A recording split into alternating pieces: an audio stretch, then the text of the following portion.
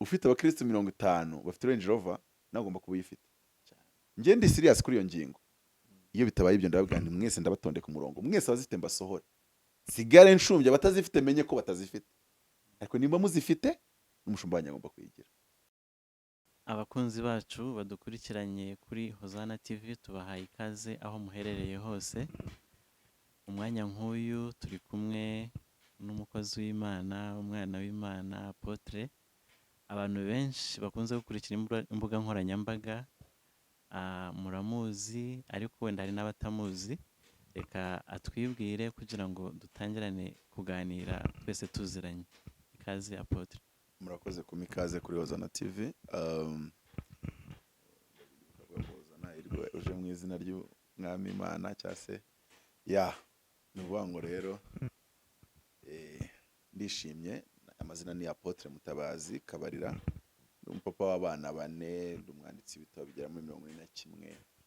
Nkunda Imana, nkakunda abantu buzuye umwuka wera, Amen. bakorerwamo n'impano z'umwuka wera, ariko nkanga ubujiji ukunda kubagaragaraho, aho bwagaragaye ntago nkorana nabyo.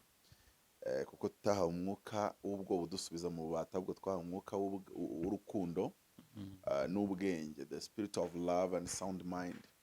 Nge nizera yuko umuntu wuzuye umwuka wera byibuza umunsi yawuzuraga ubushobozi bw'ubwonko bwe bwakabibwe ku bicuro byibuza nkeya 7 nyuma yo kuwuzura.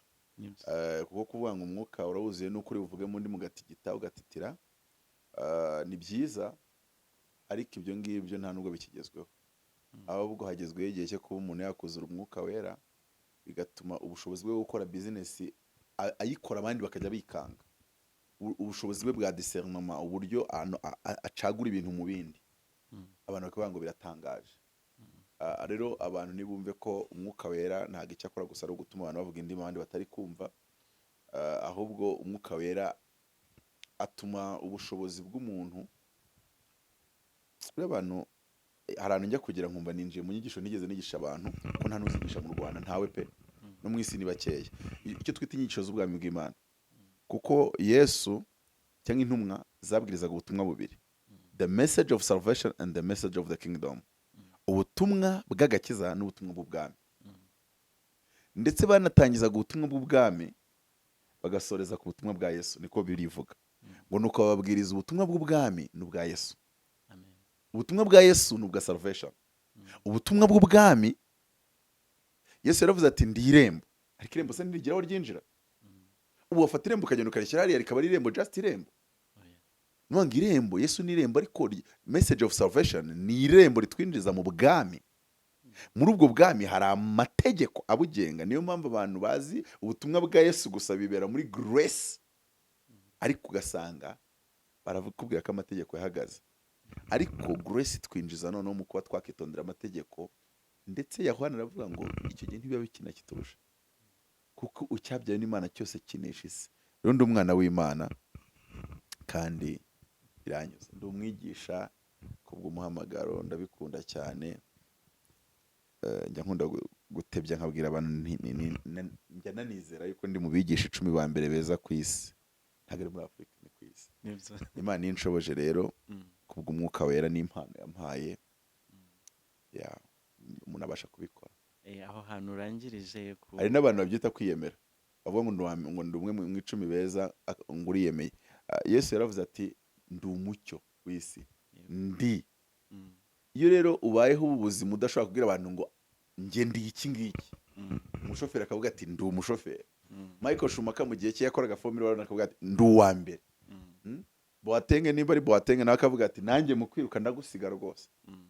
Ibyo ntago ari uko Boateng akubwiye ngo ndagusigana, ntago ari uyiyemeye, ahubwo abari gushima Imana yamuhaye ubwo buzima. Ahubwo byaba ari ikibazo wenda avuze ati ndabikora kubera ko ari ngewe gitangaza, ariko iyo urekonesheje ko ariyo yabiguhaye, ntabwo bari icyaha, nta nubwo bari ikibazo. Kuko nkiburara nabwiraga abantu ngiye nzagura indege, nkiburara nabwiraga abantu ngewe nzahindura isi. None umuntu wese agahita ashaka kubikurebamo, ariko ibyo bintu utabona biri muri njye imbere. Cyane cyane ko n'abantu benshi nkunda bakunda gusenga, Mana hindura ubuzima. Imbaraga zihindura ubuzima bwawe already ziba ziri muri wowe. Imbaraga kuko uba umuntu wese abashe kwisobanukirwa, ukisobanukirwa nkisobanukirwa, ubundi noneho na mwuka wera akazaho,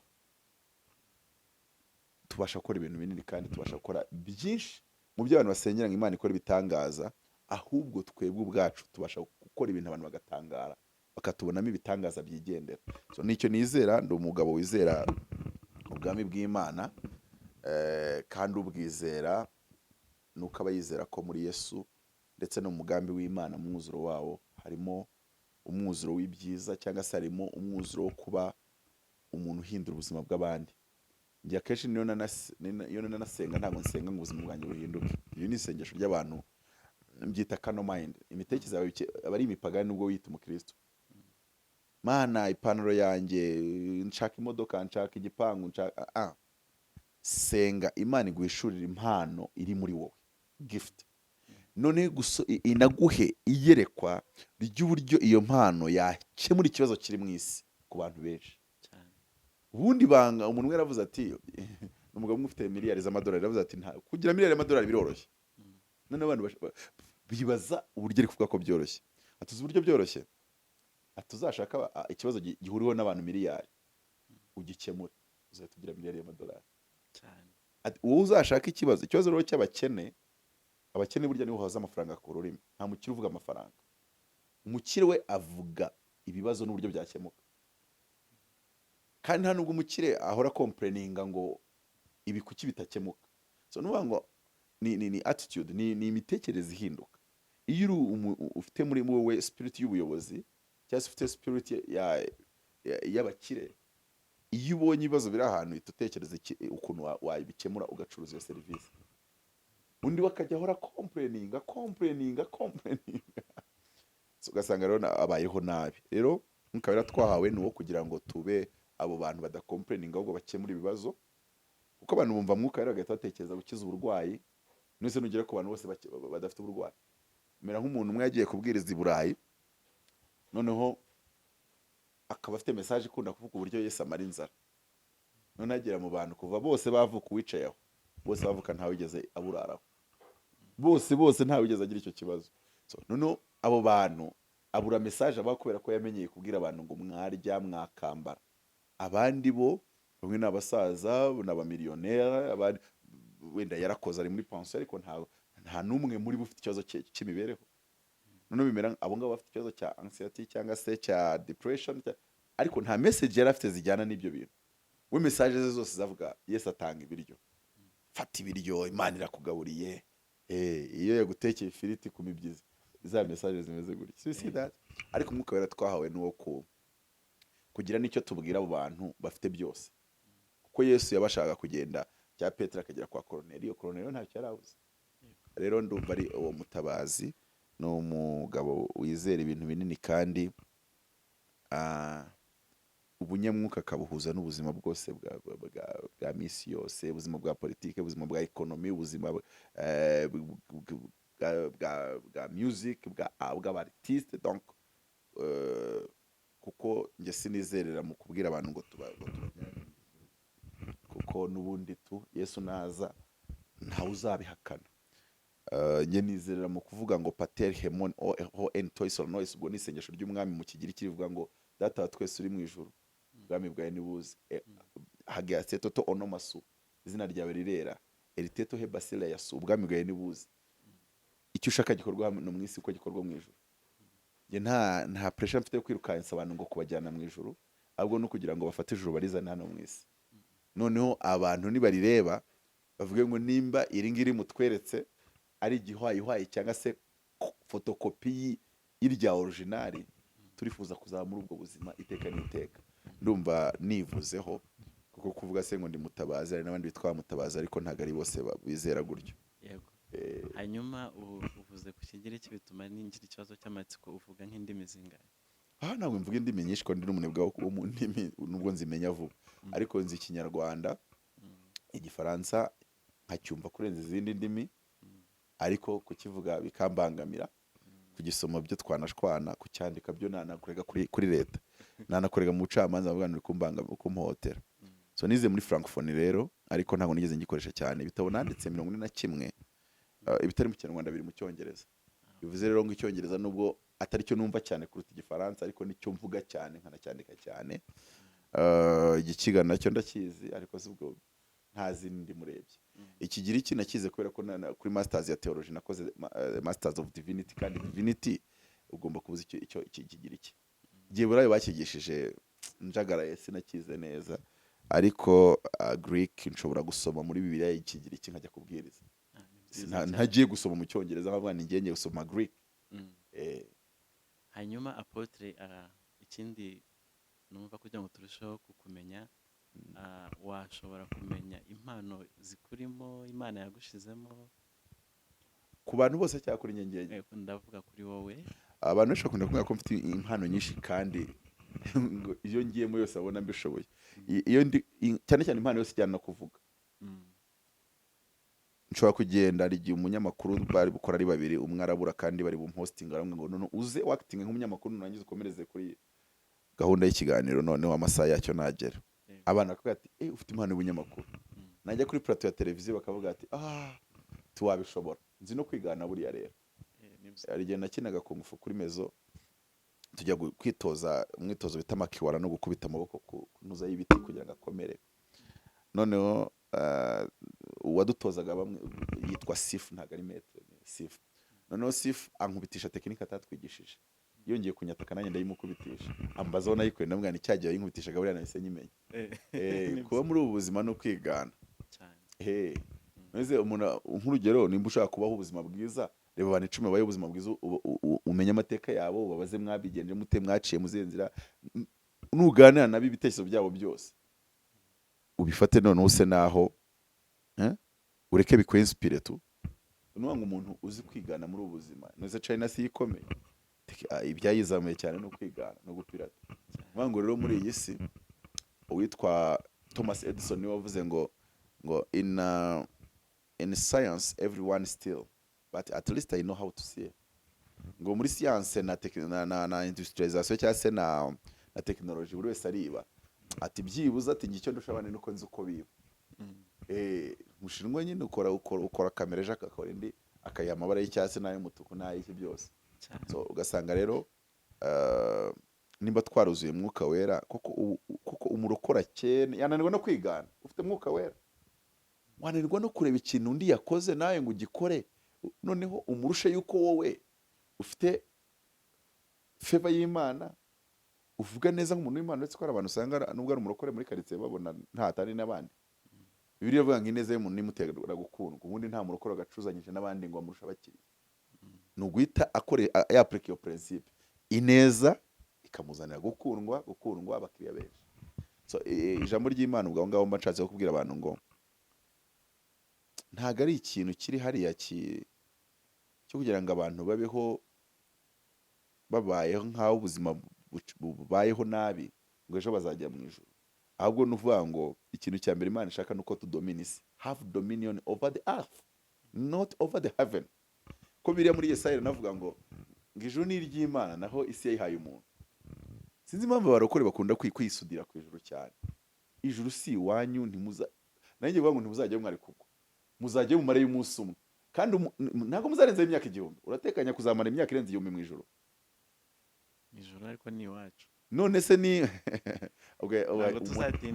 umuntu ahita avuga ngo Paul yaravuze ngo ariko twebwe iwacu ni mu ijuru, our citizenship is in heaven. Yego. Ntabwo tuzatindayo. Ntabwo uzarenzaho imyaka 1000, kandi imyaka 1000 icyo gihe uzaba wagize imitekerereze nk'iy'Imana, uzabona ari nk'umunsi umwe. Nuvuga ngo mu mitekerereze uzaba ufite icyo gihe uzamara mu ijuru umunsi umwe. Nawe reba ahantu wagiye ukamara umunsi umwe. Ijuru ni iry'Imana naho isi yayihaye abantu.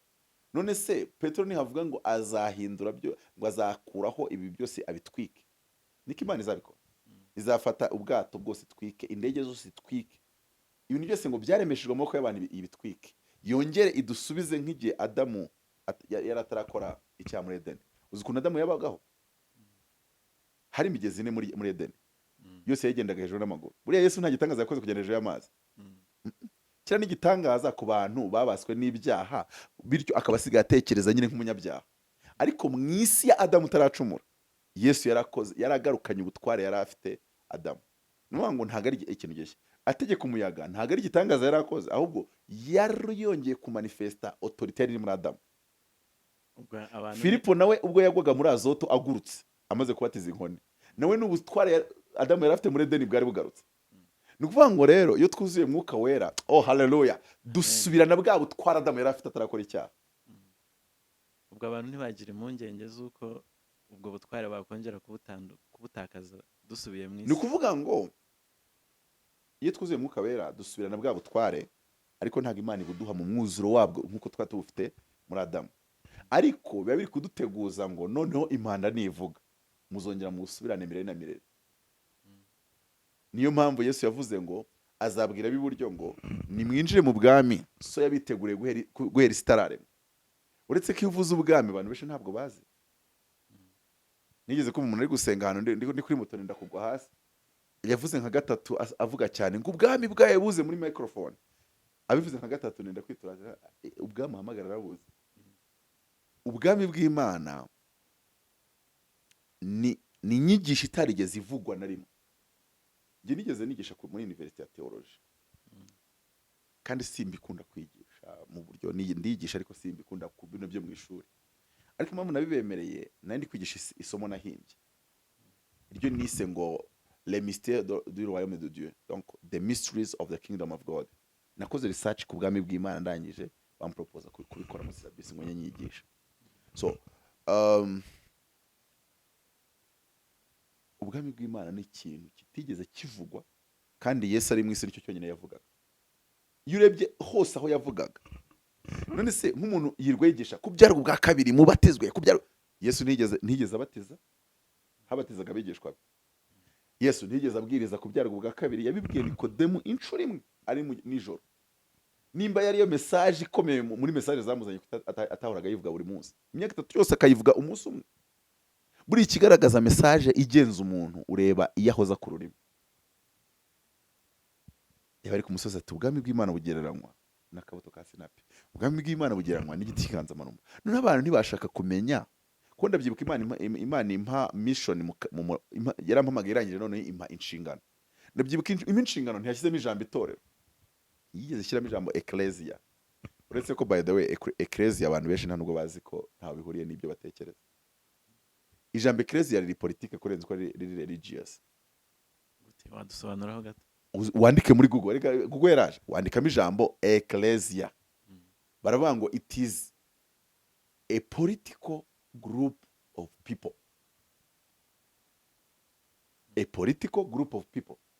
Ubundi ijambo ecclesia ntabwo ari Yesu warizanye, abagiriki nibo barizanye, kuko habayeho civilisation y'abagiriki badominisi. Noneho mu gihe bari badominiye isi bandika filozofi nyinshi, ibitekerezo byinshi. Noneho abaroma baza kugira igisirikare gikomeye, baraza batera ubugiriki barabutsinda, basenya Atenayi barayitwika, ariko ibitabo byose bari bafite mu isomero rya Atenayi cyangwa se ryo mu bugiriki babijyana i Roma. Bivuze ngo bari kurwanisha ibibaraga by'abaroma, ariko mu mutwe habo naho abagiriki. Ubundi uko niko ushobora kugira dominion ku isi. Ugomba kugira ibitekerezo filozofi za kigiriki, ukagira imbaraga education z'abaroma, kwari difference between imagination and knowledge. Ugomba kugira imagination y'abagiriki, ukagira knowledge y'abaroma, warangiza ukanagira imbaraga y'abayahudi.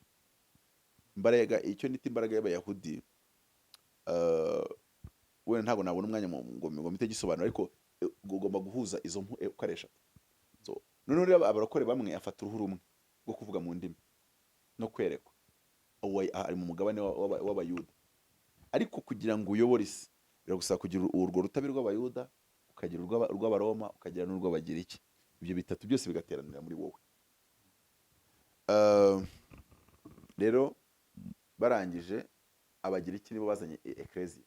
Ecclesia ni ijambo ry'ikigiriki. Noneho ecclesia ni abantu bafataga bakagenda bafite misiyo y'umwami. Urabona biriya bihugu byakolonizaga ibindi bihugu.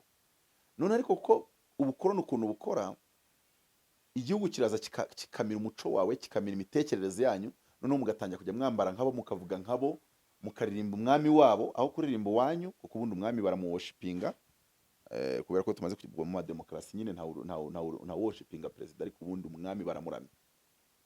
So noneho mukajya muramya umwami wabo aho kuramya wanyu, mukadrivingira aho badrivingira, mukambara uko bambara, noneho bikagera ku rwego mutangira kwifuza kubabo cyangwa gusa nabo. Ari nayo mpamvu ubundi ivugabutumwa abantu barikora nabi, kubera ko batazi icyo kintu. Ubundi Imana ibishaka ko dukoroniza abapagani, bakajya batureba bakifuza kuba nkatwe, agashiduka yakwiye ati mumbatize. Ngibana n'abasilamu bakajya baza mu biterane byanjye, ntawe ndabwira ngo yatureze umwami n'umukiza. Yesu si inyanya z'ikimene zabuze umuguzi. Aho tugeze rwose ntago ariko bimeze. Ngewe ahubwo ndaza kukwereka ubuzima bwo mu bana b'Imana, wowe uburebe wumve wifuje kubutunga, umbaze ati ariko mwambabarira nanjye mumbwire tubigenze dute, twakora iki? So noneho rero bafataga abantu, abaroma nabo bamaze kugira ampire yabo, nabo baaplika ya filozofiya bagira iki ya ecclesia. Abaroma bo rero bari barabikoze gute? Bafataga abagabo 300, uribuka Gideyoni 300, bafataga abagabo 300 bakabajyana bakabashyira ahantu mu gihugu, wenda twe ni mu Rwanda, bakazana abaroma 300 bafite umuco wa Kiroma batavangiye. Babagabo 300 nibo bafite amafaranga menshi muri ako gace, nibo bakora ubucuruzi bwose, nibo barimo na gavana uyobora aho hantu, mbese ahantu hose ugasanga nibo bahadomina. Noneho bikazarangira musigaye mwambara nkabo, musigaye murya nkabo, uwasangiye nabo akabyirata abandi. Noneho bikazarangira nka nyuma y'imyaka 100 ugiye i Roma n'ugiye aho hanyu bisa n'ururimi byarahindutse. Nkuko n'urugero muri Mozambique bavuga Portuguese, Brazil nicyo bavuga, kuko abaportugais barahakolonije. So nukuvuga ngo rero ahubwo ubona bimeze nkaho abapagani basa n'abakoloniza itorero, aho kugira ngo itorero rikolonize abapagani, kuko bisa naho badafite, kuko ntabwo wakoloniza nta mafaranga ufite, ntabwo wakoloniza. Donc kugira ngo ukolonize nyine ugomba kuba ufite iyo mbaraga, power of influence. Ugomba kuba ufite imbaraga zo gukora icyo twita influence. Ko influence ni ugutuma abantu batekereza kutekereza, ijambo bavuze abantu bagatangira kujya barikoresha. Donc abantu bakabona bibanejeje gusa n'abitiza ibitekerezo byabo. Ibi byose rero itorero ryagiye risa naho ritabisobanukirwa, ahubwo rero ryibere vuga ngo reka ibyaho ujye mu ijuru. Hitler rigeze kubabwira ati ibyo biroroshye, mujye mubatuza agakiza mu barasi, ariko ntago dukizwa kugira ngo tujye direct mu ijuru, kuko ijuru rwose ntago ari iwacu ho gutura. Izi impamvu ijambo narizanye.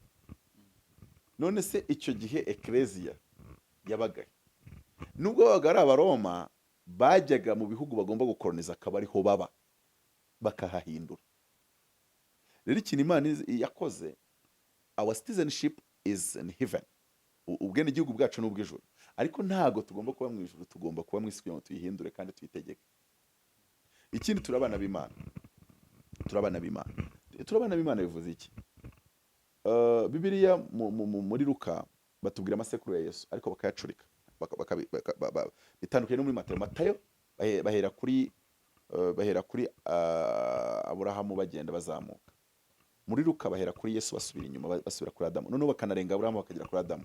Noneho bakagenda bavuga ngo Aburahamu wa Tera wa Nahori, baramanuka baravuga ngo Seti wa Adamu, Adamu w'Imana. Bivuze ngo uko Seti yari umwana wa Adamu, ni nako Adamu yari umwana w'Imana. Niyo mpamvu byitwa kubyarwa kabiri. Nuko buriya muri Adamu twarabyawe n'Imana, kuko Imana buriya yaremye Adamu kabiri, yarabanjira mubumba. Uwo ni created, he is his creation, ni ikiremwa, ni ikibumbano cy'Imana, uyu w'inyuma. Ariko ngiranje muhumekeramo umwuka ngo ahinduke ubugingo buzima. Bivuze ngo noneho uriya mwuka yamuhumekeyemo yari imubyaye. Noneho ubwo yakoraga icyaha yari yabwiwe ngo azapfa, kandi ko yaranapfuye. Hano bavuga ngo Imana yamushyiriyemo imiyaga, nta yamushyiriyemo. Imana akubwiye ngo nubikora urapfa, kuko Imana nayo ntago ishobora kurenga ku ijambo yavuze. Abantu benshi bazi ko Imana ishobora byose, ariko Imana kugira ngo ishobore byose byayisaba yuko ibibubi gaceceka. Iyo yarangije kuvuga ijambo ntago ishobora kurirengaho. Ubwo yarangije kugabanya autorité yayo, kubera ko yo ubwayo Bibiliya tubwira ngo yafashe ijambo ryayo rishyira hejuru yayo. Uzi ko ijambo ry'Imana rituma Imana iba ari uko defense, niba ari uko defense, niba ari daso, ngo iraririnda. Ubwo se umuntu wagiye kurinda urumva atahindutse umugaride? ariko ashaka ko ari umugaride ukomeye urenze Nashaka daso. komera ariko yagiye kurinda. Buriya urinda ntabwo aba akomeye nk'uwarinda, tubyemeranye. Yego. Iyo umuntu arinze, icyo arinze kiba gikomeye kumuruta. Ijambo iraririnda. So ntabwo nari nshatse kuvuga ko wenda idashobora byose, ahubwo nari nshatse kugaragaza yuko Imana iyo yarangije kuvuga ngo habeho, iyo yarangije kuvuga ngo nubikora urapfa, iyo ubikoze irareka ugapfa, wenda ikakuzura ariko urapfa tu. Kuko iramutse ibirenzeho yabihindutse Imana y'inyabyaha, yabihindutse Imana ikiranirwa. Nayo mpamvu itaje kubuza Eva kurya kuri ruriya rubuto, iri kuviyora icyo yarangije gushyiraho. Kuko Imana ishyize umuntu mu isi, nabibanje kujyana muri concept y'ubwami. Umwami iyo yabaga afite amateritwari menshi cyangwa se ibihugu byinshi yatsinze, ahenshi yoherezagayo abana be. Abana be yamara kuboherezayo kugira ngo bayobore bya bihugu, babihindure nk'uko aho ayobora hameze. None Imana yafashe umuntu nk'umwana wayo Adamu, imushyira mu isi ngo afate isi ayihindure nk'ijuru. None we arashaka gucika asubira mu ijuru, arajyayo. Uguhunga inshingano. Ni uguhinga inshingano. Abarokore bahora bakwepa inshingano ngo twe turigira mu ijuru. Arahunga inshingano. Noneho ibi bintu bavuga ngo bazajya mu ijuru nuko batazi ubukwe bw'abayuda uko bukorwa. Ubukwe bw'abayuda, ufata umugeni wawe ukamujyana mu karara kwa so, mwamara kurara nyine ukerekana umugeni, mwamara kurarayo ukazagaruka bakakujyana mu nzu nshyashya wubakiwe. Ariko umunsi wa mbere waraye kwa so. Noneho rero nako Yesu azaza agafata umugeni we, niyo mpamvu babyita umugeni, akamujyana mu ijuru one day, ubwo ni imyaka 1000, akiri kuhakunda, akiri gukunda imihanda y'izahabu n'iki no ku nyanja y'ibirahure, tayari twamanutse. Ngaho niho bazimana ku ngoma ya Dawidi iteka n'iteka. Ngo aho niho umwana w'intama n'intare bizajya bikina mabigibigi. Ntabwo ari mu ijuru, ntabwo muzajya gukina mabigibigi mu ijuru, nta nubwo intare zizajyayo mu ijuru. Kuko hari umunyamurenge ngo yabwiye abantu abate atari ko inkazi zaja mu ijuru. Undi ati ntabwo zizajya, ati reka ati inkazi zitazoja mu ijuru nanjye sinuroja. Ati ni igihugu c'amata n'ubuke, ati uretse n'inka n'inzuki zizobayo. None ariko urwo rwaro rwenya, ntabwo intare zizajya mu ijuru, nta nubwo n'inka zizajyayo. Kandi ngo umwana w'intare azakina n'umwana w'igitambambuga. Nuvuga ngo ni mu isi nshya. So mu by'ukuri rero ubwo nari nshatse kuvuga aho ngaho umumaro Mwuka Wera adukorera, cyangwa se nshaka no kugaragaza uburyo ubukristo busa n'ubufite intege nke kubera inyigisho zatanzwe ziri incomplete. Ni agace gato iyo umuntu ari kwicisha salvation, amaraso y'Igorogota niwe atuza akanwa kawe, ni igice cyitwa ubutumwa bwa salvation, bw'agakiza. Ariko Yesu ajya no kuvuga, ntabwo yavuze ko ikizamugarura mu isi ari message of salvation.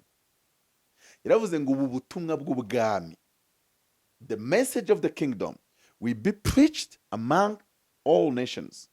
Ngo nibwo imperuka izahera kibi, ubutumwa bw'ubwami.